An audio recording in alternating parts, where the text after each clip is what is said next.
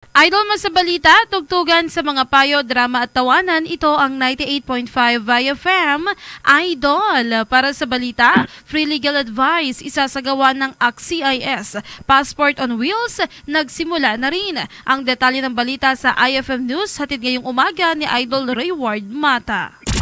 IFM News.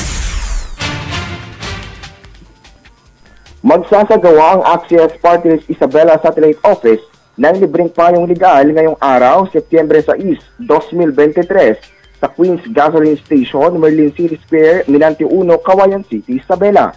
Layunin ng naturang programa na mabigyan ng libreng payong panlegal ang bawat mamamayan, partikular ng mga Cauayenyo, para matulungan at magabayan ang mga ito sa kung ano ang kanilang mga gagawin at aksyon sa kanilang problema. Ayon sa ibinigay na impormasyon ng ACT-CIS Party List, kada linggo ay may schedule ang abogado sa opisina upang dinggin at bigyan ng payo ang mga nangangailangan. Magsisimula ang konsultasyon mamayang alas 8 ng umaga at magtatapos mamayang alas 5 ng hapon. Samantala, nagsimula na rin ang kanilang programang Passport on Wheels kahapon, Setyembre 4 hanggang Setyembre 18, 2023 para sa mga nagbabalak mag-abroad at gustong magkaroon ng pasaporte.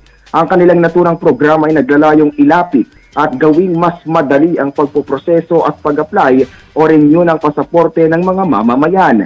Nilinaw din ng ahensya na kinakailangang kanda ng valid ID at gumawa ng valid at active na email address. At yan muna ang ating ulat sa mga oras na ito.